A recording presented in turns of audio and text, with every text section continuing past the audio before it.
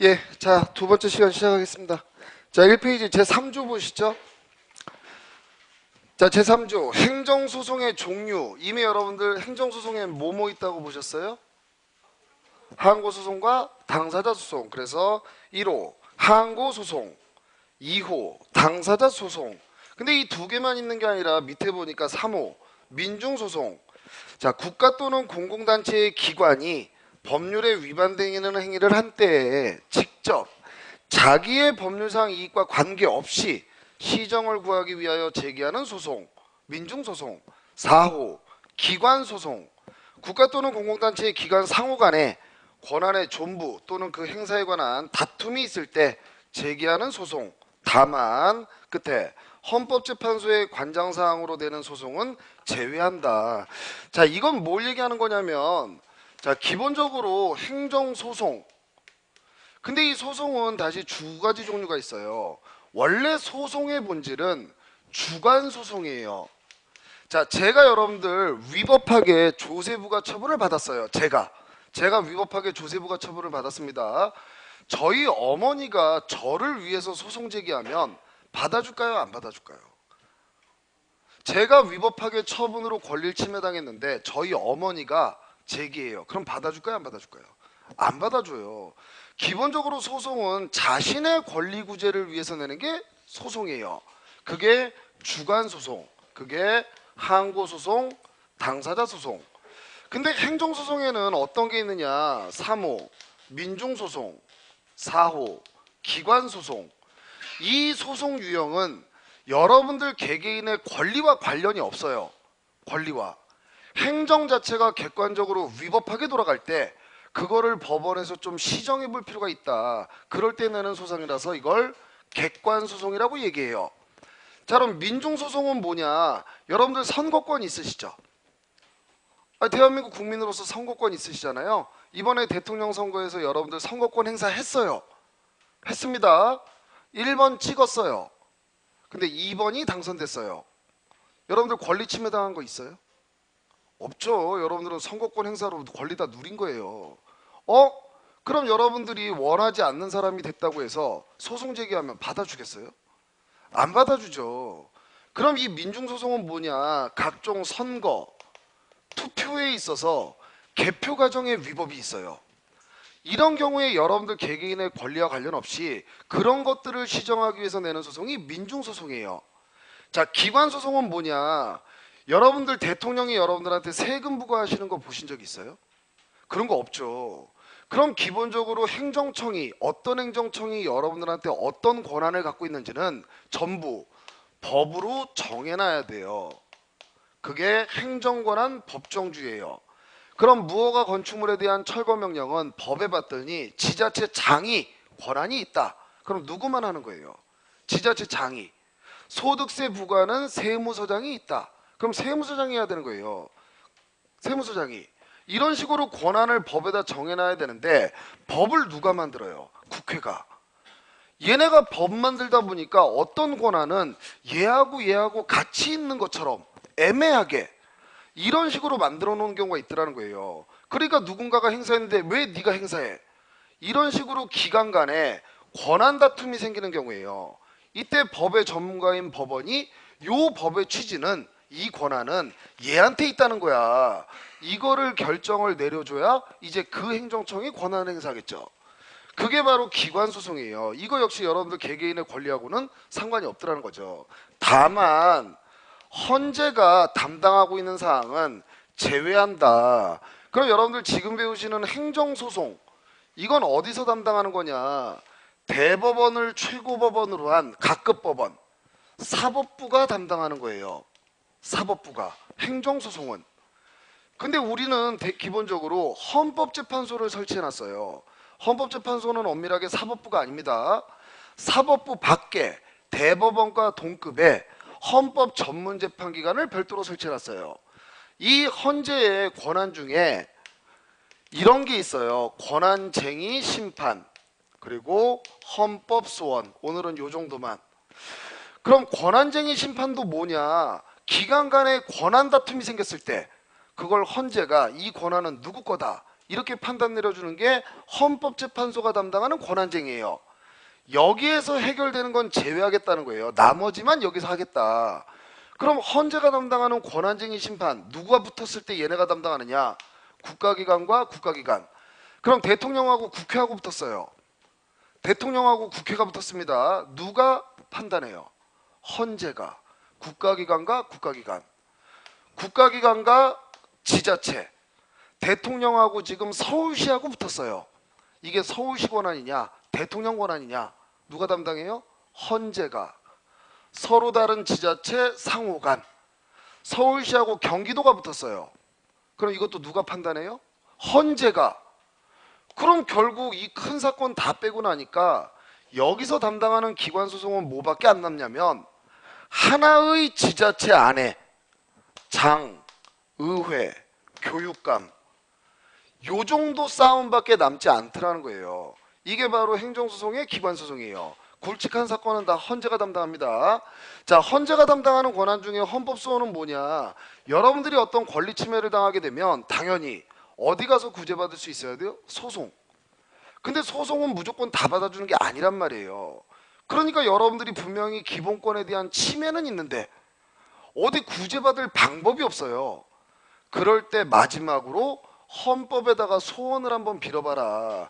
그렇게 만들어 놓은 제도가 헌재가 담당하는 헌법소원이라는 제도라고 생각하시면 됩니다. 자, 그럼 여러분들 이 민중소송하고 기관소송은 여러분들 자신의 권리 이런 거를 구제받기 위한 거예요? 객관적인 적법성을 보장하기 위한 거예요? 객관적인 적법성. 근데 이것도 아무나 막 낼 수 있다 그러면 선거나 개표에 아무런 문제가 없었는데 그냥 내가 원하는 사람 안 되면 전부 소장 내고 시작하려고 다 덤비겠죠. 그러니까 이 객관소송은 개별 법률에서 공직선거법, 국민투표법 이런 개별 법률에서 500만 명 이상의 연서로 어떤 절차를 거쳐서 대법원에 제기할 수 있다. 이런 명문 규정이 있을 때만 받아줘요. 개별 법에서 허용하고 있는 경우에만 받아준다는 게 이 객관소송의 특징이에요. 이건 여러분들 공부하실 때도 이게 끝이에요. 민중소송과 기관소송이 있는데 이건 객관소송이다. 그렇기 때문에 아무나 자유롭게 낼 수 있다는 거예요. 개별 법률에서 허용하고 있는 경우에만 가능하다는 거예요. 개별 법률에서 허용하고 있는 경우에만 가능하다. 자, 그래서 어디 보시냐면 12페이지 맨 끝 페이지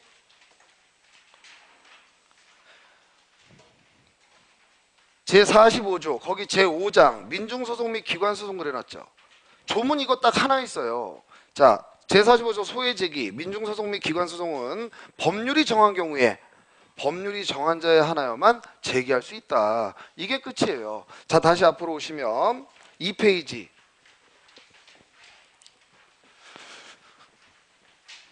자, 2페이지 보시면 제4조 항고소송. 항고소송은 여러분들 대등관계예요? 여러분들이 낮은 지위예요? 낮은 지위. 항고소송은 다음과 같이 구분한다. 1호 취소소송, 2호 무효 확인소송, 3호 부작위 위법 확인소송.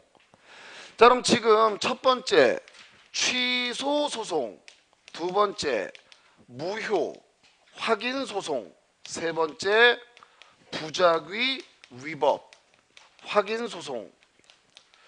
항고소송을 딱 법에서 항고소송에는 어떤 종류가 있냐면 법에서 정해놓은 거예요. 그래서 이걸 법정항고소송, 취소소송, 무효확인소송, 부작위 위법 확인소송.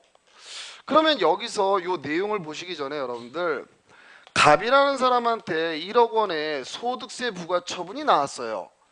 그럼 이게 일단 적법하게 만들어져야 될 거 아니에요. 적법하게 성립돼야 될 거 아니에요. 만들어져야 될 거 아니에요. 그럼 이 하나의 처분이 적법하기 위해서는 누가 만들어야 되느냐? 주체. 이 소득세 부과 권한이 세무서장이 갖고 있어요. 법에. 그럼 이 소득세 부과를 누가 만들어야 돼요? 세무서장. 권한이 있는 자가 만들어야 된다.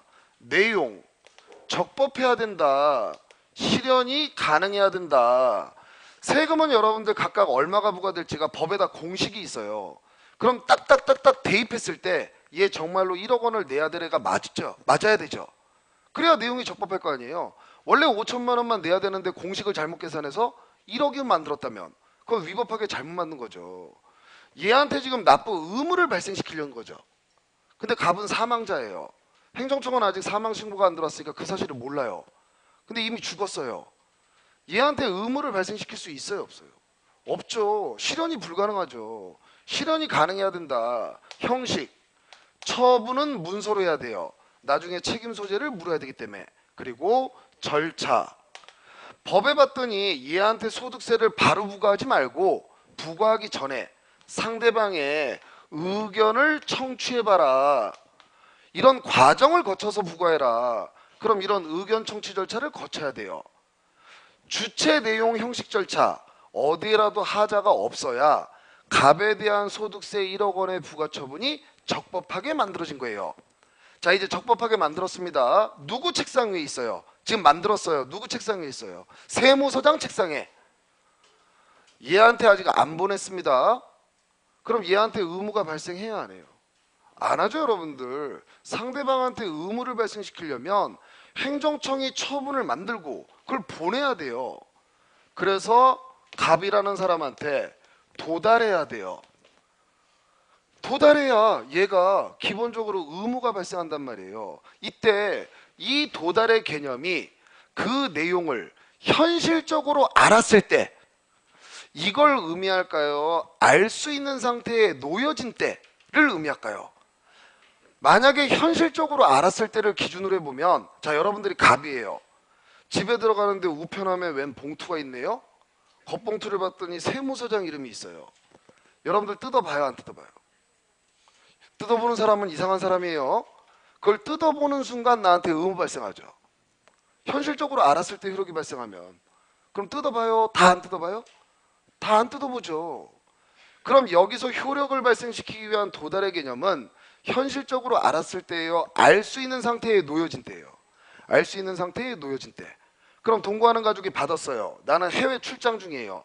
나한테 의무 발생하지 않아요. 알 수 있는 상태에 놓여졌어요. 놓여졌어요. 의무 발생하는 겁니다. 2달 뒤에 와서 열어봤어요. 그럼 그때가 현실적으로 알았을 때예요. 알 수 있는 상태에 놓여진 때와 현실적으로 안 날은 다른 겁니다. 여기서 말하는 도달, 이 상대방한테 의무를 발생시키는 도달의 개념은 알 수 있는 상태에 놓여진 때예요. 자, 그러면 얘한테 도달했어요. 이게 적법하게 만들어져서 도달했으면 얘한테 당연히 효력 발생해도 되죠. 적법하게 다 만들었어요. 아무 문제 없어요. 그럼 얘 1억 원의 납세 의무 발생시켜도 법적으로 전혀 문제가 없죠. 그렇잖아요. 아, 근데 문제는 권한이 없는 애가 만들었어요. 권한이 없는 애가. 그럼 이 처분은 적법해요? 위법해요? 위법하죠. 원래 5천만 내야 되는 애인데 1억이 산정됐어요. 적법해요? 위법해요? 위법하죠. 위법하죠. 내용의 하자가 있단 말이에요. 의견 청취 절차를 거쳤어야 되는데 안 거쳤어요. 문서로 안 하는 경우는 거의 없으니까. 절차를 안 거쳤어요. 적법해요? 위법해요? 위법하죠. 그럼 여러분들 이 처분이 위법이냐 적법이냐는 여러분들한테 도달하고 나서 어떤 사정에 의해서 위법 적법이 갈려요. 만들 때 갈리는 거예요. 만들 때 갈리는 거예요. 이런 게 가장 기본이고 기초적인 개념인데 이거 자체를 모르고 그냥 넘어가 버리면 나중에 어려운 부분을 못 뛰어넘어요. 만들 때 위법인지 적법인지가 갈려요. 위법하게 만들어졌어요. 위법하게. 행정청은 자기가 만든 처분이 위법이라는 걸 알아요. 그럼 보낼까요? 안 보낼까요? 아, 내가 위법하게 만들었으니까 한번 보내보자. 어떤 반응을 보일지. 그 짓을 해요? 안 해요? 안 하죠. 분명히 위법인지 적법인지는 객관적인 법의 기준에 따랐는지 안 따랐는지인데 행정청은 이거 의견 청취 안 거쳐도 된다고 미스하는 거예요. 그래서 보내버린 거예요. 그럼 여러분들 위법한 처분이 도달했네요. 문서 날라왔어요. 이 내용대로 효력이 발생하면 돼야 안 돼요? 위법해요. 도달했어요. 그걸로 국민을 구속해서 효력 발생하면 돼야 안 돼요? 안 되죠. 그럴 거면 뭐하러 법치행정해요. 그럼 위법하게 잘못 만든 게 여러분들한테 도달하면 내용대로 효력이 발생해요? 발생하면 안 돼요? 발생하면 안 돼요. 무효로 끝나야 되는 게 원칙이에요. 무효로 끝나야 되는 게. 근데 이 소득세 부과는 대등 관계에서 한 거예요? 우월한 지에서 한 거예요? 이 소득세 부과 처분은 대등 관계에서 한 거예요? 우월한 지에서 한 거예요? 우월한 지위. 그럼 여러분들 행정청이 본질적으로 여러분들보다 우월할 수 있을까요? 대한민국의 주권은 국민한테 있어요. 그럼 본질적으로 누가 우월해요? 국민이. 근데 갑자기 행정청이 여러분들보다 우월한 지에서 행위를 한대요. 그냥 가능할까요? 국민의 대표인 의회가 공익 달성을 위해서 법에서 우월한 지위, 권한을 만들어줘야만 가능할까요? 법에서 우월한 지위, 권한을 만들어줘야만 가능해요. 공익 달성을 위해서. 그랬는데 어쨌든 위법하게 잘못 만들었잖아요. 그래서 지금 갑한테만 나간 게 아니라 소득세 부과 시즌이어서 1,000만 명의 국민한테 갔어요. 1,000만 명에. 근데 원칙을 고수해버리면 어떤 국민도 의무가 있어요? 없어요? 없어요. 야, 이건 좀 문제가 있다. 그러면 위법하게 잘못 만들어도 일단은 유효하게 효력이 발생될 필요가 좀 있지 않느냐. 근데 이 유효한 효력은 여러분들 위법한 내용이 발생한 거죠. 그럼 여러분들 당연히 구제해달라고 소송 제기해서 구제받을 수 있어요? 없어요? 당연히 구제받을 수 있죠. 요 유효한 효력을 제거하는 게 취소 소송이에요. 일단은 위법하더라도 유효하게 내용대로 효력은 발생시키는데 여러분들이 소송 와서 법관님 이거 위법한데 효력이 발생했거든요. 나 좀 이거 제거해 주세요. 그렇게 제기하는 게 취소 소송이에요. 그럼 여러분들 어떤 처분은 둘 다 위법은 공통적입니다. 여러분들 만들 때 잘못 만들어서 위법이라는 건 공통점인데 무효로 끝나는 경우도 있고 그때는 무효 확인 소송을 여러분들이 내는 거예요. 위법한데도 유효하게 효력이 발생했네요. 요 힘을 공정력이라고 나중에 배우실 거예요. 법원 보고 이 공정력을 제거해달라 이렇게 내는 소송이 취소 소송이에요. 그럼 처분이 위법한데 유효인 경우도 무효인 경우도 있죠. 유효인 경우도 있고 무효인 경우도 있잖아요. 그럼 이걸 나누는 기준이 또 있어야 되겠죠. 어떤 경우에는 무효가 되고 어떤 경우에는 위법하지만 일단 유효하게 효력이 발생하는지 취소의 대상이 되는지. 그럼 위법이라는 점은 공통점이죠. 공통점이잖아요. 주체 내용 형식 절차 어디에라도 하자가 있는 거예요. 그 하자가 중대하고 명백하면 그때는 그 처분을 무효로 보겠다. 그 하자가 중대하고 명백하면 그건 이제 무효로 보겠다. 근데 이 명백성의 판단 기준을 누구의 시각에서 보냐면 상대방을 기준으로 안 봐요. 그럼 얘는 세무의 전문가예요. 자기가 다 미리 계산해 봤더니 5천만 원만 나올 사람이에요. 근데 1억이 나왔어요. 그럼 얘가 볼 때는 명백하죠. 그럼 무효가 되는 게 아니라 행정청과 얘가 아닌 제3자 일반인의 시각에서 저 처분을 봤을 때 하자가 있다는 게 명백해야 돼요. 그럼 여러분들이 옆집 사는 아저씨 앞으로 세금고지서가 날라왔는데 1억이 딱 찍혀있네요. 1억이?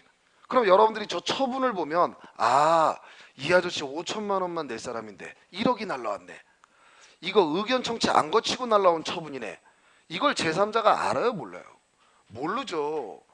기본적으로 여러분들이 식당을 갔더니 영업허가증이 딱 있어요. 영업허가증이. 그럼 여러분들이 그걸 보면 이 허가는 위법하게 잘못 나왔겠네. 이런 생각해요. 당연히 제대로 된 허가라고 생각해요.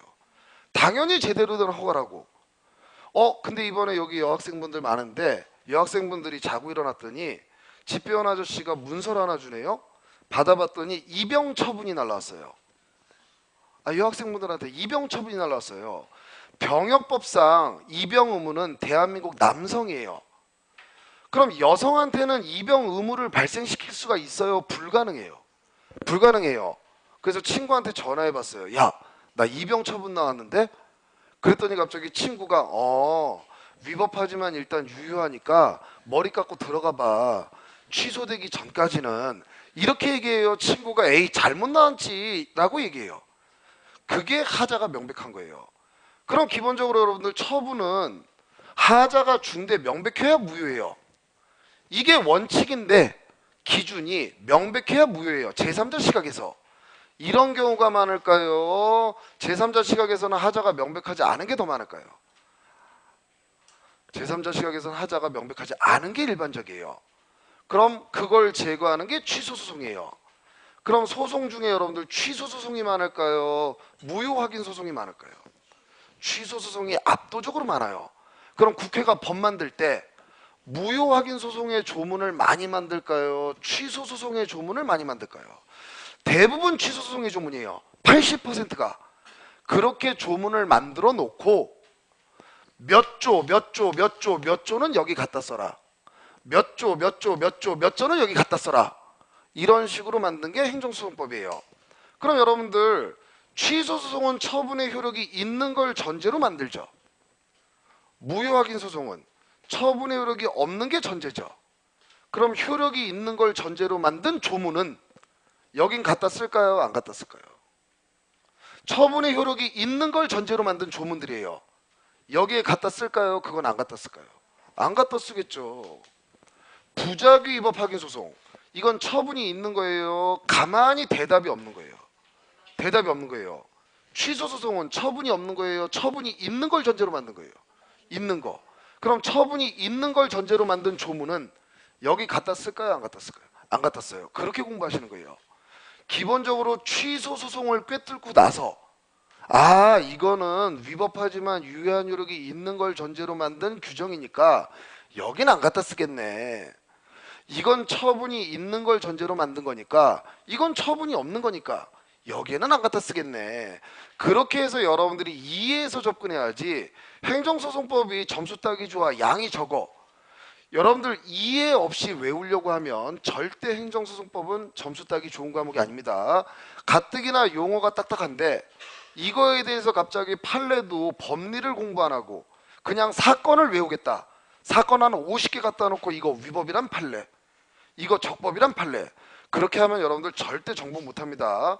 행정소송법만큼 여러분들 외울 게 없는 과목이 없어요. 기본적으로 여러분들이 자연스럽게 이해하시고 그 이해된 내용을 법조문을 확인하면서 계속 아 이게 그 의미지 이렇게 쫓아오시면 여러분들 행정소송법은 정말로 껌이에요. 대신 방법을 잘못 선택해서 외우겠다. 이거 좀 작대. 난 그냥 외워버릴래. 절대 못 외웁니다 여러분들. 그건 불가능합니다. 자 이게 바로 그래서 여러분들 항고소송에는 취소, 무효확인, 부작위법 확인 소송이 있는데 자 지금 요 소송 유형은 법에 딱 정해져 있죠. 지금 보셨잖아요 여러분들. 1호 취소소송, 무효확인 소송, 부작위법 확인 소송. 요렇게 세 가지가 법에서 정해놓은 법정 항고소송입니다. 근데 이런 일이 있다고 한번 생각해 보세요. 갑이라는 사람이 1, 2, 3 요건을 갖춰서 신청했어요. 법에 봤더니 건축허가 내주라고 기속행위로 돼 있어요. 기속행위로. 그럼 행정청은 뭘 해야 적법해요?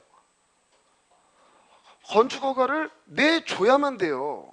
근데 행정청이 부작위를 하고 있어요. 부작위를 하고 있습니다. 그럼 얘 일단 무슨 소송 내야 돼요? 부작위 하고 있어요. 무슨 소송 내야 돼요?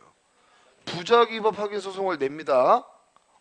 그랬더니 법원이 야 너 왜 대답할 의무가 있는데 대답을 안 하냐. 이 부작위는 위법하다. 판결이 나왔어요. 판결이. 부작위 위법 확인 소송에서 위법이라는 판결은 허가를 하라는 게 아닙니다. 너 응답할 의무가 있는데 왜 응답 안 해? 응답은 해. 이게 부작위법 판결의 의미예요. 그랬더니 이제 행정청이 부작위하고 있으면 안 되잖아요. 응답은 해야 되잖아요. 거부 처분이 나왔어요. 응답했어요. 아니 얘 기속행위인데 요건 다 충족됐는데 부작위하고 있으니까 부작위 가서 한번 이겼어요. 그랬더니 응답이라고 거부 처분이 나왔네요. 그럼 얘 이제 무슨 소송 또 내야 돼요? 무슨 소송 또 내야 돼요? 거부 처분 취소 소송이든 무슨 무효 확인 소송이든 또 한 번 더 들어가야 되죠. 그래서 법원이 왜 기속행위인데 거부 처분을 하냐, 이거 위법하다, 취소한다 판결 내려줬어요. 그랬더니 이제 행정청이 정신 차리고 허가를 내줘요. 자, 기속행위인데 여러분들 행정청이 부작위해버리니까 이 사람은 최소한 몇 번의 소송을 가야 받아가요? 최소한 2번. 최소한. 굉장히 불편하죠. 그러니까 여기서 우리 교수님들은 뭘 주장하냐면, 법에는 요 유형만 해놨지만 이렇게 부작위할 때 이런 소송을 개발하는 건 어때? 소송을 제기하면서 법관님, 이 행정청은요 저 기속행위이기 때문에 허가를 해야 될 의무가 있거든요. 그 의무를 이행하라라고 좀 판결을 내려주세요. 그럼 법원이 판단해봐요. 기속행위네? 부작위하고 있네? 얘 허가해야 되는데? 그럼 판결문이 뭐라고 나오냐면, 야, 행정청 허가해라, 이렇게 판결이 나와요.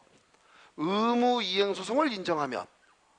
그럼 만약에 이걸 인정하게 되면 허가해라 판결 나왔죠. 그럼 행정청 해주겠죠. 법원이 하라고 그랬으니까 한 번의 소송이 끝나죠. 이거 인정하면 국민한테 나빠요? 굉장히 유리해져요. 굉장히 유리해져요. 근데 문제는 이 허가 권한은 법상 누구한테 권한을 줬어요? 이 허가 권한은 누구 거예요? 행정청. 근데 누가 누구한테 하라고 명령하고 있어요? 법원이 행정청한테. 이건 뭐에 위배돼요? 권력분립. 권력분립. 그러니까 국민의 권리구제 실효를 위해서 이걸 인정할 거냐? 국민의 권리구제도 좋지만 헌법상 대원칙으로서의 권력분립, 이것도 깨트려서는 안 되는 원칙이다. 우리 대법원은 절대 인정하지 않아요. 절대 인정하지 않습니다. 우리 대법원은 딱 요 3개만 인정해요. 요거와 다른 유형은 절대 인정하지 않아요. 뭐에 위반되기 때문에? 권력분립에 위반되기 때문에. 그럼 여러분들 행정심판법으로 가봅니다. 행정심판법. 심판법에 갔더니 취소심판이 있어요. 무효확인심판이 있어요. 행정심판법 제3호에는 부작위 위법 확인심판이 있을까요? 의무이행심판이 있을까요? 행정심판은 권력분립의 문제가 터지지 않습니다. 심판법에는 의무이행심판이 명문화되어 있어요. 그렇기 때문에 여러분들 소송법을 먼저 공부하고 심판법은 어떤 걸 공부하시는 거냐면, 용어만 다르고 다 똑같아요. 내용이 90%가. 심판이기 때문에 청구인 피청구인 재결, 소송이기 때문에 원고 피고 판결, 용어만 달라요. 근데 소송법에는 국민한테 유리하다 하더라도 권력분립의 문제 때문에 인정 안 되는 것들이 있어요. 근데 요 좋은 제도를 심판법에는 만들어도 문제가 생기지 않더라는 거예요. 그런 것들만 심판법에서도 여러분들 지문에서 물어보려고 하는 겁니다. 자, 그럼 우리는 여러분들 대법원이 법에서 정해놓은 항고소송, 이거 이외에 법전에 없는 무명, 해석에 의한 항고소송, 이거 인정한다는 거예요? 인정 안 한다는 거예요? 인정하지 않는다는 겁니다. 우리 대법원은 확고합니다. 자, 그래서 우측에 나머지 소송 유형들은 이제 본 강의 때 배우시고, 판례는 무명 항고소송 절대 인정하지 않는다. 자, 5조 6조는 넘어가고요. 제7조 사건의 이송. 자, 민사소송법 규정은 원고의 고의 또는 중대한 과실 없이 행정소송이 심급을 달리하는 법원에 잘못 제기된 경우에도 적용한다. 요거는 내용 간단해요, 여러분들. 자, 대한민국은 여러분들 재판이 1심제, 단심제예요, 3심제예요? 3심제. 그럼 기본적으로 1심, 2심, 3심. 일단 1심을 들어가고 이 판결에 불복하면 항소, 이거에 불복하면 상고, 이런 식으로 가야 되는데, 이 사람이 행정소송을 처음에 2심에다 냈어요. 서울고등법원에. 그럼 심급을 잘못 낸 거잖아요. 근데 국민들은 법률의 전문가가 아니란 말이에요. 그러면 잘못 냈기 때문에 이 법원이 야 돌아가, 그리고 그냥 쫓아버리는 게 맞는 거냐, 아니면 관할법원에 이송해 주는 게 맞는 거냐. 관할법원에 이송해 주라는 거예요. 국민들은 어느 심급이 어느 법원이 어떤 걸 담당하는지 잘 모르니까. 그럼 7조에는 이렇게 심급을 잘못 낸 거를 예정하고 있어요. 그럼 여기에서 어떤 일이 있냐면, 민사사건은 무슨 소송을 내야 돼요? 민사사건은, 사법관계는 민사소송. 행정사건은 무슨 소송 내야 돼요? 행정소송 내야 되겠죠. 민사소송은 어느 법원이 담당해요? 민사법원. 행정소송은 행정법원이 담당하는 거예요. 근데 행정소송으로 내야 될 사건을 민사소송으로 낸다거나 민사로 내야 될 걸 행정으로 잘못 냈어요. 이건 지금 신급에 대해서만 명문 규정이 있잖아요. 그럼 이 경우에는 어떻게 할 거냐? 그럼 이 경우에는 야 우리 재판권 없으니까 돌아가. 그리고 쫓아버리는 게 맞냐? 아니면 법관들이 관할을 잘 아니까 관할권 있는 법원에 이송해 주는 게 맞는 거냐? 이송해 주는 게 맞다라는 거예요. 그게 국민들한테 편리하기 때문에. 그럼 여러분들 이런 거는 판례가 나올까요? 지금 명문 규정으로 있죠. 신급 관할을 잘못 낸 경우에는 관할법원에 이송해 줘라. 그랬더니 판례가 신급 관할을 위반한 경우에는 관할법원에 이송해 줘라. 이런 판례가 나올까요? 너무 당연한데 무슨 판례가 나와요. 판례가 나오는 건 여러분들 법률에서 언급이 없거나 어떤 법률 규정이 애매할 때 이렇게도 해석될 수 있고 저렇게도 해석될 수 있을 때 그때 분쟁이 터졌을 때 판례가 나오는 거예요. 0.1% 이상 음주운전하면 면허 취소해야 된다 이렇게 돼 있어요. 제가 0.1% 이상 운전했어요. 면허 취소당했어요. 그때 우리 대법원이 이 법의 취지는 0.1% 이상 음주운전하면 면허 취소하라는 거니까 취소한 거니까 적법하다. 이런 판례가 나올까요? 안 나오죠. 그건 너무 당연하기 때문에. 판례가 나온다라는 건 법률이 언급이 없거나 법률 규정이 애매하거나 그런 거에 대해서 분쟁이 생겼을 때 사법부 이 사법부가 법의 의미를 선언하고 해석해 주는 거예요. 이런 경우에도 이송을 해주라는 게 우리 판례의 태도입니다. 그래서 우측한 보시면 첫째 줄 원고가 고의 또는 중과실 없이 행정소송으로 제기할 사건을 민사소송으로 잘못 제기한 경우 맨 밑에 부적합한 소라고 하여 각하할 것이 아니라 입구에서 돌려보내는 겁니다. 관할법원에 이송해 줘라. 자, 제8조 법 적용예 1항 자 읽어보시고 2항 행정소송에 관하여 이 법에 특별한 규정이 없는 사항에 대해서는 법원조직법, 민사소송법 및 민사집행법의 규정을 준용한다. 그래서 법원에 체크하시고요. 민사에 체크하시고 집행에 체크하시고 요 법조문 문제가 지금까지 한 10번은 나온 것 같아요. 10번은.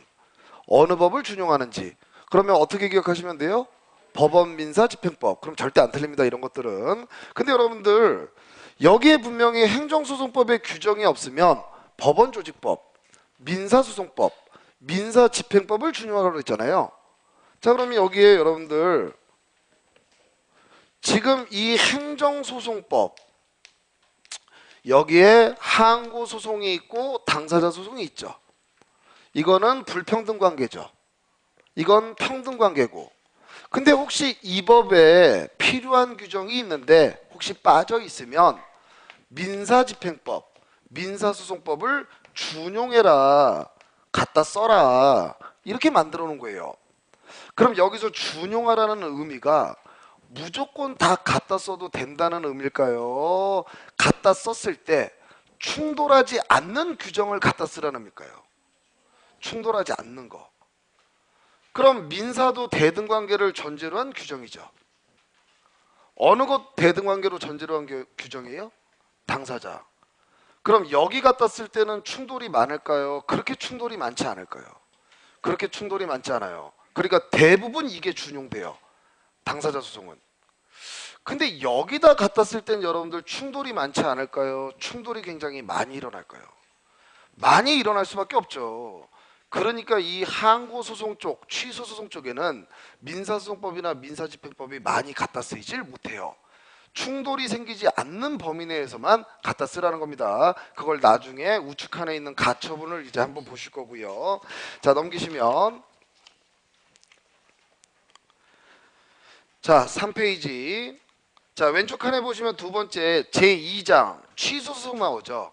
그래서 여러분들은 오늘 취소소송 배우시면 나중에 무효확인소송은 몇 조는 갖다 쓴다. 안 갖다 쓰는 것만 확인하시는 거고 취소소송만 이제 정확히 꿰뚫으시면 예 여러분들이 이제 공문을 전달할 거는 예 다 전달한 겁니다. 자 취소소송 기본적으로 행정소송법 자체가 취소소송을 전제로 해서 법 규정을 만들어요. 자, 그럼 기본적으로 여러분들 국민이 1, 2, 3 요건 갖춰서 신청하면 행정청은 허가해라. 법에 이렇게 돼 있네요. 그럼 갑이라는 사람이 신청할 때 이게 요건이잖아요. 자기는 갖췄다고 생각하니까 신청서 냈겠죠. 그럼 얘가 갖췄다고 하면 갖춰진 거예요? 아니 얘가 나 갖췄어. 그럼 갖춰진 거예요? 아니죠 여러분들. 주민등록 등본 내라. 등본 내라. 인감증명서 내라. 1급 설계사, 뭐 건축기사, 얘가 작성한 설계도면을 내라. 요건이 이렇게 돼 있어요. 얘가 낸 건 2급 도면이에요. 근데 얘는 이걸 1급을 요구하는지 모르니까 지는 갖춰뒀다고 생각하는 거죠. 신청서 냈어요. 행정청이 이제 검토를 해요. 갖췄네? 갖췄네? 2급이 들어왔네? 1급이 필요한데? 그럼 갖춘 거예요? 못 갖춘 거예요? 아니 못 갖춘 거죠. 그러면 거부가 나가겠죠. 자, 이번에는 거꾸로 이 사람 1, 2, 3 요건 갖춰서 냈어요. 1급 설계도면을 냈습니다. 근데 행정청이 갖췄네 갖췄네 그리고 나서 거부하는 경우가 있어요 없어요? 갖췄네 거부, 그런 게 있어요 없어요? 미치지 않고선 그런 짓 안 하죠. 행정청은 얘를 1급으로 인정 안 해요. 얘 1급이 맞는데 2급이라고 생각해요. 2급이라고. 그럼 거부가 나오겠죠. 그렇잖아요. 근데 이 사람 요건 못 갖춘 거예요? 갖춘 거예요? 갖춘 거죠 여러분들. 법에서 요구하는 요건이 갖춰졌는지는 객관적 기준으로 판단하는 거지 누군가의 자의로 판단하는 게 아니에요. 자, 1, 2, 3 요건 갖춰서 신청해라. 그러면 허가해야 된다. 이렇게 돼 있는데 얘가 갖췄다면 갖춘 거예요? 아니잖아요. 객관적으로 기준을 갖춰야 될 거 아니에요. 소송도 똑같아요. 여러분들이 소송을 제기해서 법원에다가 대답을 듣고 싶으면 이 처분을 취소해 주겠다. 이건 취소 안 한다. 적법하기 때문에. 그러려면 갖춰야 되는 소송 요건이 있어요. 소송 요건이. 그럼 여러분들이 법원에 대답을 들으려면 어떤 요건을 갖춰야 되느냐. 원고 적격. 자, 취소 소송은 항고 소송이죠. 누구의 권리를 침해당해야 제기할 수 있는 거예요? 자신의 권리. 자신의 법률상 이익.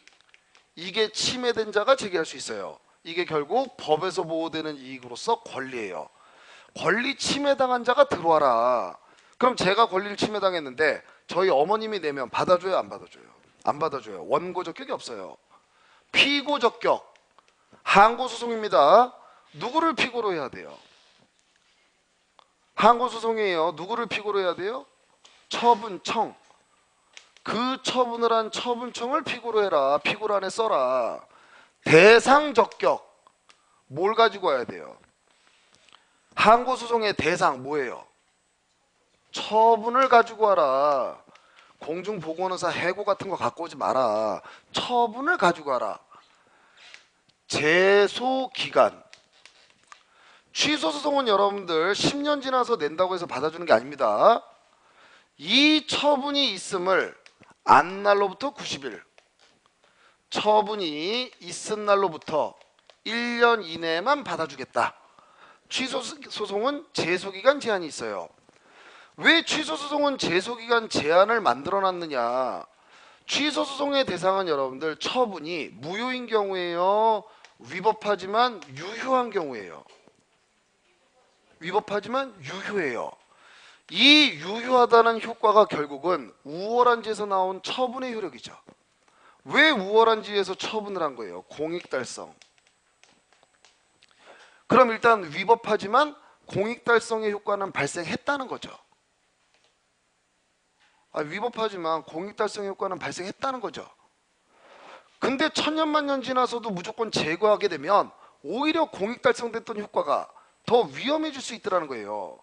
그러니까 취소소송은 일단 위법하지만 유효했다 하더라도 공익달성의 효과가 발생했기 때문에 시간을 좀 제한할 필요가 있다. 이 공익을 보호해야 되기 때문에. 그래서 처분이 있음을 안 날로부터 90일, 처분이 있은 날, 효력이 발생한 날로부터 1년. 그럼 여기 여러분들 좀 비슷한 용어가 있잖아요. 있은 날, 안 날. 요 있은 날은 처분의 효력이 발생한 날이에요. 언제 처분의 효력이 발생해요? 도달했을 때. 도달했을 때. 그럼 요 안 날도 알 수 있는 상태에 놓여졌기 때문에 도달했을 때를 의미할까요? 다를까요? 달라요. 이건 현실적으로 안 날이에요. 그럼 현실적으로 안 날로부터 90일 또는 네 몰라도 효력이 발생한 날로부터 1년이 지나면 안 받아주겠다는 거예요. 그럼 이 사람이 20년 지나서 알았어요. 그럼 그때부터 또 90일을 세줄까요? 이 공익을 신속하게 보호하겠다는 취지인데 20년 지나서 알면 또 그때부터 90일 셀까요? 안 세죠. 둘 중에 하나 지나가면 끝나는 거예요. 안 날로부터 90일 지나도 못 내요. 여러분들이 몰라도 여러분들 알 수 있는 상태에 놓여진 날로부터 1년 지나면 취소 소송은 더 이상 받아주지 않겠다는 거예요. 왜? 뭘 보호하기 위해서? 이 공익이 발생한 유효를 그대로 확정짓기 위해서. 그럼 너한테 발생한 손해 같은 건 국가배상이든 돈 같은 걸 청구하지 이 처분 자체를 없애려고는 내지 마라. 안 받아주겠다는 거예요. 다섯 번째, 심판 전치. 자, 여러분들 우리는 행정심판이라는 제도도 가지고 있잖아요. 행정심판이라는 제도. 근데 여기서 잘 구제돼요, 안 돼요? 행정심판에서 잘 구제돼요, 안 돼요? 잘 안 되죠. 근데 심판이라는 제도는 만들어 놨잖아요. 그러니까 만약에 야, 너 소송 오고 싶으면 무조건 심판 거치고 와. 구제도 잘 안 되지만 그렇게 만드는 게 맞아요. 거치든 말든 자유로 해주는 게 맞아요. 자유로. 임의적 심판이 원칙이에요. 거쳐보면 거치고 오고 대신 요 날짜는 심판을 거쳤다면 재결이 있은 날로부터 90일, 1년 이렇게 연장은 해주겠다. 거치려면 거치고 말려면 말고. 근데 예외적으로 이 심판 전치는 임의가 원칙인데 반드시 거치고 오라고 하는 경우들이 있어요. 필요적으로. 이 필요적으로 거치고 오라는 처분이 뭐가 있냐면 국세, 그리고 운전면허 관련 처분, 공무원에 대한 징계. 자, 여러분들 하루에 국세가 한두 건 나가요? 수백만 건이 나가요. 수백만 건. 이게 전부 바로 소송으로 몰리면 법원은 전부 무슨 사건만 해결하고 있어요? 국세 사건. 하루에도 운전면허 처분이 면허 정지든 면허 취소든 너무 많이 나가죠. 이걸 바로 소송 들어오면 법원은 폭발한다는 얘기예요. 그럼 이런 처분의 경우에는 숫자가 너무 많기 때문에 먼저 심판을 반드시 거쳐라. 그럼 정말로 말도 안 되는 핑계 대면서 들어가는 애들 여기서 다 까이겠죠. 그럼 소송까지 올려는 의도를 한번 꺾을 수 있겠죠. 그래서 거치고 오라는 거예요. 공무원에 대한 징계. 기본적으로 여러분들 공무원은 국가조직 내부에서 발생하는 관계잖아요. 그 내부 조직만의 특수성이 있더라는 거예요. 그러니까 너희 자체적으로 반드시 심판 한번 해보고 그래도 이 사람이 소송 와서 구제받고 싶으면 그때 받아주겠다. 요 세 개에 대해서는 반드시 심판을 거치고 오라고 그래요. 그럼 얘네들 심판 안 거치고 가면 소송 요건 충족된다는 거예요, 안 된다는 거예요? 안 된다는 거예요. 이게 바로 취소 소송이 갖춰야 되는 요건이에요. 그럼 이 요건이 충족됐는지 안 됐는지는 자, 이제 하나의 요건이 더 있는데 그건 좀 이따 보실 거고, 이 요건이 충족됐는지 안 됐는지는 원고가 나 충족했어. 그럼 충족된 걸까요? 원고가 이거 나 충족됐어. 그럼 충족된 걸까요? 아니죠. 법원이 직권으로 조사해요. 지금 이 원고가 낸 이 소송이 소송 요건을 충족했는지는 원고가 충족됐다 하면 충족되는 게 아니라 법원이 직권으로 조사해요. 그래서 조사해봤더니 기본적으로 요건이 충족되지 않았네요. 그래서 나가는 판결이 각하 판결이에요. 넌 원고 적격이 없다. 넌 피고를 잘못 골랐다. 날짜가 지났다. 너 심판 안 거치고 왔다. 요건이 충족되지 않았기 때문에 나가는 판결이 각하 판결이에요. 그럼 각하 판결은 여러분들 기본적으로 소송 요건이 충족되지 않았다. 요거에 대해서만 의미가 있는 겁니다. 그럼 피고를 잘못 지정했어요. 각하됐어요. 이제 피고를 제대로 찾았어요. 다시 와요. 그럼 받아줘요, 안 받아줘요? 받아줘요. 각하 판결은 요건이 충족되지 않았다라는 의미만 갖는 거예요. 근데 요건이 다 충족됐어요. 그럼 이제 법원은 처분이 지금 위법하면 취소를 해줘야 되죠. 적법하면 기각. 그래서 여러분들 원고 청구 이유 있다는 얘기는 취소해달라고 그랬잖아요. 처분이 위법해요. 그러면 취소 판결이 나가요. 원고 청구 인용. 원고가 취소해달라고 했으니까 처분이 적법해요. 그럼 무슨 판결이 나가요? 원고 청구 기각. 소송의 승패소는 여러분들 원고를 기준으로 하는 겁니다. 피고 승소, 피고 패소 이런 거 없어요. 소장은 원고가 던졌기 때문에 원고 승소, 취소 판결, 인용 판결. 기본적으로 원고 패소, 그러면 처분은 적법하다, 기각 판결, 이렇게 끝나는 거예요. 이 중간에 법원이 심리를 할 거고, 이 심리가 끝나는 날짜가 어떤 날짜냐, 이거를 사실심 변론 종결시라고 얘기해요. 그래서 1회, 2회, 3회 세 번 만나면 변론기일이 3번 열렸다고 그래요. 이거의 의미는 이제 좀 이따 설명드릴 겁니다. 그러면 하루에 다 하면 좋은데 시간이나 장소적 제약이 있으니까 제1회 변론기일, 제2회 변론기일, 제3회 변론기일, 여기에서 여러분들이 법관 앞에서 하고 싶은 얘기, 증거 다 내보는 거예요. 더 이상 할 얘기가 없어요. 더 이상 낼 게 없어요. 그럼 이제 사실심 변론을 종결하겠습니다. 요때까지 법관을 만날 수 있어요, 여러분들은. 그럼 여러분들이 각종 법관한테 하는 신청이나 증거 제출이나 언제까지 할 수 있어요? 법관님 이거 해주세요. 이것도 받아봐 주세요. 언제까지 할 수 있어요? 사실심 변론 종결시. 여기까지 딱 법관을 만나요. 그럼 이제 법관은 여러분들을 안 만나요. 이제 자기 방에 가서 법을 어떻게 적용해서 어떤 판결을 할지 그거에 대해서 판단하는 거예요. 자, 그러면 처음 소를 제기할 때는 원고가 살아 있었어요. 처음 소를 제기할 때는 원고가 살아 있었습니다. 근데 중간에 원고가 사망했어요. 원고가 없어졌어요. 그러면 여러분들 법원이 취소한다, 이런 판결을 내릴까요? 취소 판결로 권리를 구제해 줄 지금 원고가 있어요, 없어요? 없어요. 그러면 각하 판결이 나가요. 그럼 소송 요건은 여러분들 언제 갖추고 있어야 돼요? 소 제기 시에만 갖추면 돼요? 사실심 변론 종결 시에 갖추고 있어야 돼요. 사실심 변론 종결 시. 그래서 요건 충족됐네. 그럼 이제 처분이 위법이냐 적법이냐, 이 둘 중에 어느 판결을 할지 그거를 선택하는 거예요. 소송 요건은 법원의 직권조사 사항이고 언제 갖추고 있으면 돼요? 언제 갖춰야 돼요? 언제 갖추고 있으면 돼요? 사실심 변론 종결 시. 그때 소송 요건이 충족돼 있으면 청구 인용이든 기각 판결이 나오게 돼요. 요때 소송 요건이 없게 되면 그때는 각하 판결이 나가게 되는 모습입니다. 자, 이게 바로 취소 소송의 소송 요건입니다. 그래서 제9조 조문 이거는 지금 안 보고요. 우측칸에 2번 보겠습니다. 취소 소송의 소송 요건.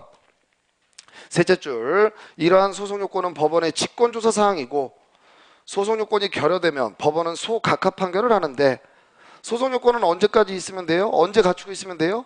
사실심 변론 종결 시까지 갖추면 된다. 자, 제10조 관련 청구 소송의 이송 및 병합 1항 취소 소송과 다음 각 호일에 해당하는 소송이 각각 다른 법원에 계속되고 있는 경우 밑에 끝에 취소 소송이 계속된 법원으로 이송할 수 있다. 1호 당해 처분 등과 관련되는 손해배상. 2항 두째 줄 병합하여 제기할 수 있다. 자, 이거는 무슨 내용이냐면, 자, 이런 일이 있었어요. 갑이라는 사람한테 영업 정지 100일 처분이 나왔어요. 자, 영업 정지 100일 처분이 나왔습니다. 그럼 이제 이 사람 영업 못하죠. 영업 정지 처분이 나왔으니까 이 사람이 영업이 다시 하고 싶어요. 빨리 영업이. 그럼 뭘 없애야 영업을 할 수 있어요? 영업 정지 처분을 취소해야 될 거 아니에요. 이게 날라가야 이 사람은 이제 영업을 할 수 있어요. 그래서 이 사람이 취소 소송을 제기했어요. 취소소송 제기했습니다. 근데 이 사람 이 영업정지 100일 처분이 위법했어요. 근데 유효했어요. 그럼 어쨌든 이 사람 영업하면 안 되잖아요. 영업 못했으니까 손해 발생했겠죠. 그럼 이 사람은 또 어떤 구제를 받을 수 있냐면 국가배상을 청구할 수 있어요. 공무원이 위법하게 처분을 했어요. 처분 자체를 날리는 건 취소소송. 근데 공무원이 위법하게 처분을 해서 손해가 발생했어요. 그럼 금전적인 손해가 발생했으면 그건 국가를 상대로 손해배상을 청구할 수 있어요. 이건 민사소송의 대상이에요. 국가배상 청구는 민사소송의 대상입니다. 이거는 금전을 달라는 거, 이거는 처분 자체를 없애달라는 거. 요 처분 하나로 지금 발생한 두 개의 소송이죠. 서로 관련이 있잖아요. 이때 여러분들 이 사건을 담당하는 재판관하고 이 사건을 담당하는 재판관하고 다르죠. 그럼 여기서도 이 처분이 위법하다고 판단받아야 날라가죠. 여기서도 이 처분이 위법하다고 해야 돈이 나오죠. 그렇잖아요. 그럼 얘 하루는 항고소송 가고 하루는 국가배상소송 가서 얘기하고 국민한테 불편해요, 안 불편해요? 굉장히 불편하죠. 법관이 달라요. 여기서는 저 처분이 위법이라고 판결하고 여기서는 적법이라고 하고 그럼 관련되는 처분에 대한 판단이 판결 법원마다 모순되죠. 이건 문제가 있더라는 거예요. 이때 이 법원은 이쪽으로 이송하라는 거예요. 이송할 수 있다는 거예요. 그럼 여기서 한 번에 심리하라는 거예요. 얘가 법을 좀 알아요. 그럼 처음부터 취소소송과 국가배상 청구 소송을 묶어서 취소법원에다가 낼 수 있다는 거예요. 이게 관련 청구의 이송 병합. 자, 우측하는 여기서는 못 보고요. 예, 넘기시면 11조는 넘어가겠습니다. 이건 다른 내용들이 훨씬 많기 때문에. 자, 4쪽의 제2절 맨 밑에 당사자 제12조 원고적격. 취소소송은 처분 등의 취소를 구할 법률상 이익이 있는 자가 제기할 수 있다. 자, 1문. 근데 우측에 이런 내용이 나오죠. 처분 등의 효과가 기간의 경과, 처분 등의 집행, 그 밖의 사유로 인하여 소멸된 뒤에도 처분 등의 취소로 인하여 회복되는 법률상 이익이 있는 경우에 또한 같다. 이건 원고적격이 아니라 소의 이익이에요. 자, 취소소송의 마지막 요건이 뭐가 있냐면 소의 이익이라는 게 있어요. 소의 이익은 뭘 얘기하는 거냐. 지금 취소소송 냈죠. 그럼 이 취소소송이 진행돼서 취소 판결이 나오면 이 판결이 상대방을 구제해주는 효과가 있어야 이 소송은 쓸모가 있죠. 근데 취소 판결이 나와봐야 얘를 구제해주는 효과가 없어요. 쓸모가 없어요. 그런 경우에는 이 소송을 굳이 진행할 쓸모가 없다는 거예요. 판결을 내릴 필요성, 이 소송의 권리보호의 이익, 이게 소이익이에요. 자, 그럼 생각해 보세요. 갑이라는 사람이 법을 위반했는데 법에 봤더니 한 번 적발되면 영업정지 100일 이렇게 돼 있어요. 한 번 적발되면 영업정지 100일 이렇게 돼 있네요. 그래서 얘가 적발돼서 100일의 영업정지를 맞았어요. 바로 소장 냈습니다. 이거 취소해주면 이제 얘 영업할 수 있잖아요. 근데 소송은 가장 빨리 끝나도 6개월 걸려요. 그러면 이렇게 시간이 흘러가잖아요. 그래서 저 영업정지 100일이 요때쯤 끝나요. 요때쯤. 그럼 영업정지 처분의 효력이 소멸했어요. 얘 이 날짜부터 영업해요. 이 날짜부터. 그럼 여기서 법원이 진행해서 취소 판결을 하려는 건 뭘 없애기 위해서 취소 판결이 나가는 거예요. 영업정지 처분의 효력. 저걸 없애려고 취소 판결을 하는 건데 이미 소멸했죠. 그럼 취소할 대상이 있어요, 없어요? 없어요. 그럼 여기서 취소 판결 내려주면 얘가 이때 이미 영업 못했는데 영업한 것처럼 돼요? 아니더라는 거예요. 그럼 이건 쓸모가 없더라는 거예요. 그럼 너는 국가배상 같은 걸로 구제받고 이 취소 소송은 쓸모가 없다. 그럼 원칙적으로 취소는 유효한 공정력을 제거하기 위한 건데 처분의 효력이 소멸해버리면 제거할 게 없어요. 그럼 이 소송은 소의 이익이 없다는 거예요. 근데 이런 경우가 있어요. 이렇게 100일이 지나서 소멸했네요. 근데 법을 봤더니 이렇게 돼 있네요. 한 번 적발되면 100일, 두 번 적발되면 200일 이렇게 돼 있어요. 한 번 적발되면 100일, 두 번 적발되면 200일 이렇게 돼 있네요. 그럼 이미 이 100일의 영업정지 처분은 소멸했잖아요. 이 경우에도 야, 이 소송은 쓸모없어, 취소 판결을 안 내려주면 얘 그 다음에 적발돼요. 얘 이미 100일 받았던 기록이 남아있죠. 얘 그 다음에 적발되면 며칠 나가요? 200일.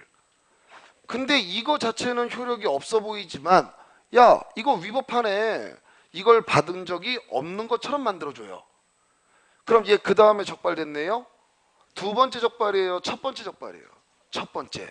이때는 회복되는 법률상 이익이 있더라는 거예요. 이때는 처분이 소멸돼도 예외적으로 취소 판결을 내려주겠다는 거예요. 이게 바로 소의 이익에 관한 규정입니다. 자, 그렇게 이제 보시면 되고요. 자, 다 넘기시면 제13조 피고적격이랑 취소소송은 다른 법률에 특별한 규정이 없는 한 처분 등을 행한 행정청을 피고로 한다. 오늘은 여기까지만 우측한 보겠습니다. 자, 두 번째 합의제 행정청. 자, 여러분들 대한민국의 대통령은 몇 명이에요? 한 명. 국세청장 몇 명이에요? 국세청장 몇 명이에요? 한 명. 경찰서장, 아니 관악경찰서장, 종로경찰서장 한 명. 기본적으로 행정청, 이 행정청을 1인으로 구성하는 독임제 행정청, 우린 이게 원칙이에요. 근데 어떤 굉장히 전문적인 영역, 그래서 여기가 공정거래위원회예요. 그럼 여기에 많은 공무원들 있잖아요. 여기에 행정청, 여기는 한 명으로 만들게 되면 너무 문제가 크더라는 거예요. 그러니까 여기는 다수의 사람들을 뽑아요. 그래서 공정거래위원회, 우두머리 자체를 만들어요. 공정거래위원회가 1억의 과징금부가 처분을 했어요. 자, 누가 했다고요? 공정거래위원회가, 위원장이 한 게 아닙니다. 공정거래위원회 이름으로 과징금부가 처분이 나왔어요. 그럼 피고는 누구예요? 그 처분청 누가 했어요 지금? 공정거래위원회가. 그럼 피고란에다 누구 이름 쓰라는 거예요? 공정거래위원회 위원장 이름 쓰라는 거예요? 공정거래위원회를 쓰라는 거예요? 공정거래위원회를 쓰라는 거예요. 그게 원칙이에요. 독임제 행정청이면 얘만 쓰면 되는데 합의제 행정청이면 얘네 이름으로 처분이 나오기 때문에 얘네 이름 쓰라는 거예요. 위원장 이름을 쓰지 말라는 거예요. 다만 개별 법률에 피고 적격을 바꾸는 경우가 있어요. 중앙노동위원회가 처분을 했어요. 자, 중앙노동위원회가 처분했습니다. 자기의 이름으로. 그럼 원칙은 피고 누구 쓰라는 거예요? 중앙노동위원회. 근데 노동위원회법에서는 중노위의 처분에 대해서는 중노위 위원장을 써라 이렇게 바꿔놨어요. 그럼 이제 피고란에 여러분들 누구 이름 써야 돼요? 중노위의 경우에는 중노위 위원장을 써야 돼요. 원칙에 대한 예외가 여러분들 시험 문제가 되겠죠. 자, 그래서 우측에 보시면 합의제 행정청, 공정거래위원회 끝에 처분에 대해서는 공정거래위원회 얘 자체가 취소송의 피고가 된다. 그러나 중앙노동위원회의 경우에는 법률 규정에 의해서 중앙노동위원회 위원장이 취소소송의 피고가 된다. 자, 넘어가시면요. 자, 제16조 제3자의 소송 참가 이랑 법원은 소송의 결과에 따라 권리 또는 이익의 침해를 받을 제3자가 있는 경우에는 당사자 또는 제3자의 신청 또는 직권에 의하여 결정으로서 그 제3자를 소송에 참가시킬 수 있다. 자, 이거는 어떤 경우냐면, 자, 여러분들 원고적격에 처분에 직접 상대방이 소송을 제기할 수 있다 일어났어요. 법률상 이익이 있는 자가 소송을 제기할 수 있다 일어났어요. 법률상 이익이 있는 자가 소송을 제기할 수 있다 일어났습니다. 처분에 직접 상대방이라고 안 돼 있어요. 갑이라는 애가 지금 여기에서 뭐가 하고 싶냐면 공설 화장장을 하나 운영하고 싶어요. 공설 화장장을. 그래서 갑이라는 애가 신청했어요. 신청. 행정청이 얘한테 허가를 내줬어요. 갑이 신청했고 갑한테 허가를 내줬습니다. 그럼 이 허가의 상대방은 갑이죠. 갑. 이 허가는 얘한테 침익이에요, 수익이에요? 불리한 거예요, 유리한 거예요? 유리한 거죠. 그럼 얘가 여러분들 소송 가서 법관이 에이 바보처럼 저 요건 못 갖췄는데 허가 나왔어요, 이거 취소해 주세요, 그럴 일이 있어요, 없어요? 없죠. 미치지 않고서는. 근데 법에 봤더니, 공설화장장 법을 봤더니 주거지역 내에서는 이게 나가면 안 돼요. 주거지역 내에서는. 행정청이 을한테는 뭘 처분한 게 있어요, 없어요? 갑이 신청하고 갑한테 허가 내줬잖아요. 얘한테 이거 침익이에요, 수익이에요? 수익. 근데 이 허가는 을한테는 어때요? 침익. 이제 저 공설화장장 허가를 없애고 싶은 사람은 누구예요? 을. 인근 주민. 만약에 여러분들 원고적격은 처분의 상대방만이 소송을 제기할 수 있다 그래 놓으면 얘 소송 제기할 수 있어요, 없어요? 없어요. 다행히 법률상 이익이 침해되면 소제기할 수 있다 이래놨단 말이에요. 그래서 공설화장장 법을 보니까 주거지역 내에서는 이게 금지돼 있어요. 그럼 이거 재미삼아 금지했을까요? 이 사람들의 권리를 침해하기 때문에 금지할까요? 침해하기 때문에. 생각해보세요. 여러분들이 주거지역인데 갑자기 옆에 공설화장장이 들어왔어요. 공부하려고 아침에 가방 싸고 학원 가는데 계속 연구차 들어가고 계속 울고, 그럼 여러분들이 인생 미래를 설계해요, 이제 과거를 정리해요? 그래 내가 그동안 덧없었어. 이런 문제가 있기 때문에 주거지역에 내주지 말라라는 거예요. 못 산단 말이에요. 그럼 이제 얘가 소송을 제기하겠죠. 얘가 뭘 없애달라고? 갑한테 나간 허가를 없애달라고. 이 공설화장장 허가를 복효적 행정행위라고 그래요. 일방에게는 수익, 제3자에게는 침익을 갖고 와요. 처분은 하나인데. 자, 이제 소제기했습니다. 소송이 열렸어요. 자, 얘가 들어왔어요, 원고로. 피고는 누구예요? 피고가 갑이에요. 피고는 행정청이에요. 피고는 행정청이죠. 갑에 대한 허가를 취소해달라고 지금 소송 제기한 거죠. 그래서 법원이 그래 위법하네, 갑에 대한 허가 취소해줘요. 그럼 이 판결은 인근 주민한테는 좋죠. 근데 갑자기 갑은 자기가 가지고 있던 허가가 없어져 버리죠. 그럼 이때 이 소송에서 얘네 둘 얘기만 들어보고 법원이 판결하는 게 좋을까요? 얘도 들어올 수 있게 해서 다 얘기를 들어보고 판결하는 게 좋을까요? 다 들어보고. 그게 제3자의 참가예요. 제3자. 이 처분을 놓고 봤을 땐 누가 제3자예요? 이 처분을 기준으로 했을 땐 누가 제3자예요? 인근 주민. 인근 주민이 소송 제기했어요. 소송의 당사자는 원고 피고입니다. 소송의 당사자는. 그럼 이제 갑이 소송에서는 뭐가 돼요? 제3자, 참가인이 돼요. 그럼 얘가 들어와서 얘기 다 해봤으면 참 좋았을 텐데 도대체 얘가 어디 있는지를 찾지를 못했어요. 마냥 기다릴 수는 없고. 그래서 얘가 참가 안 한 상태에서, 얘 잘못 없는데 참가 안 한 상태에서 취소 판결이 나갔어요. 취소 판결. 그럼 이거 날라갔죠. 날라갔습니다. 이 취소 판결이 확정됐어요. 그럼 여러분들 법원의 판결이 확정되면 절대 동일한 사건을 다시 받아서도 안 되고 당사자도 그거에 모순되는 주장을 해서는 안 돼요. 그게 기판력이라는 거예요. 좀 이따 보실. 근데 여러분들 만약에 이걸 뒤집을 방법이 없다 그러면 이 사람은 법관한테 자기의 권리를 구제받아볼 방법이 없잖아요. 이런 경우에는 예외적으로 요 허가가 위법인지 적법인지 다시 한번 재판이 열려요. 그게 재심이라는 제도예요. 재심. 그래서 여러분들 가끔 뉴스 보시면 과거에 간첩으로 전부 증거 조작돼 갖고 징역 20년 실형 살고 나왔는데 최근에 재심 청구해서 무죄 판결 받았다, 이런 기사들 보시죠. 원래 법원의 판결이 확정되면 못 깨트려야 돼요. 깨트리지 않는 게 안정되는 거예요. 근데 도저히 그냥 넘어갈 수 없는 예외적인 경우에는 법원 판결의 기판력을 깨는 유일한 제도가 재심이에요. 그럼 여러분들 이 주민은 이겼다. 이제 발 뻗고 가서 자겠죠. 그렇잖아요. 자기한테 유리한 판결이 나왔으니까. 근데 얘가 재심 청구했어요. 그러니까 이게 뒤집어졌어요. 뒤집어질 수 있습니다. 그럼 여러분들 이 원고는 어떤 생각을 해요? 아니 법원에서 내가 승소가 확정됐는데 뒤집어졌다고? 그럼 사법제도를 신뢰해요? 신뢰를 잘 안 해요? 신뢰 잘 안 합니다.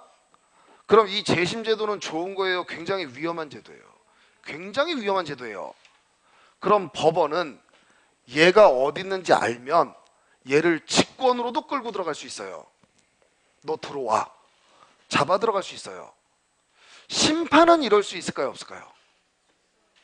심판이 여러분들 분쟁에게 마지막이에요. 한번 거쳐도 돼도 안 거쳐도 되는 전치에 불과해요. 전치. 심판에도 똑같은 규정이 있는데 심판에서는 참가를 요구할 수 있어요. 얘가 안 들어오겠대요. 그럼 그냥 끝이에요. 근데 소송에서는 법원에서 참가를 요구해요. 안 들어오겠대요. 그럼 직권으로 끌고 들어가요. 뭐를 예방하기 위해서? 재심제도를 예방하기 위해서. 이게 제3자의 참가와 재심제도입니다. 자, 그래서 요거 보시고 어디를 보시냐면 31조 10페이지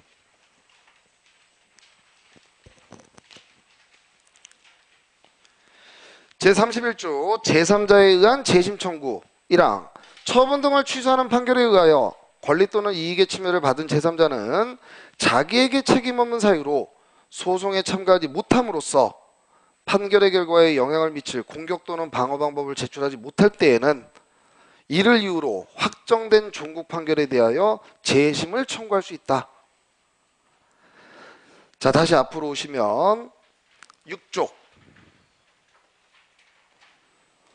자, 제3절 소외제기 제18조 행정심판과의 관계 여기까지 하고 좀 쉬겠습니다. 자, 행정심판이라는 제도를 만들어놨는데 우리는 반드시 소송을 하려면 거치고 오라는 거예요. 거쳐도 되고 안 거쳐도가 원칙이에요. 거쳐도 되고 안 거쳐도 되고 임의적 심판이 원칙입니다. 자, 18조 1항 취소소송은 법령의 규정에 의하여 당해 처분에 대한 행정심판을 제기할 수 있는 경우에도 이를 거치지 아니하고 제기할 수 있다. 임의적 행정심판 전치. 다만 다른 법률에 당해 처분에 대한 심판을 재결을 거치지 아니하면 취소소송을 제기할 수 없다는 규정이 있을 때에는 그러하지 아니하다. 거치고 와라. 그래서 우측한 보시면 원칙은 임의적 행정심판 전치, 예외 필요적 행정심판 전치. 근데 여러분들 18조 1항에 항고소송이라고 돼 있어요? 취소소송이라고 돼 있어요? 취소소송. 그럼 어느 소송일 때만 심판 전치를 언급하는 거예요? 취소소송. 그럼 무효동 확인 소송에는 국세라도 운전면허 관련 처분이라도 무효 확인 소송 낼 거면 심판 거치고 오라는 거예요? 안 거쳐도 된다는 거예요? 안 거쳐도 된다는 겁니다. 자, 무효 확인 소송에는 적용 없다. 뭐뭐 있다고 그랬어요? 필요적 심판 전치 처분? 국세, 지방세 아닙니다. 국세, 그리고 운전면허 관련 처분, 그리고 마지막으로 공무원의 징계. 그거는 반드시 심판을 먼저 거치고만 하라. 자, 넘기시면 자, 이제 좀 쉬었다가 마지막 타임 10분 정도만 쉬겠습니다. 10분 정도 쉬시고 마지막 한 타임 하면 오늘 전달할 거는 다 전달할 수 있습니다. 10분 쉬고 들어오시죠.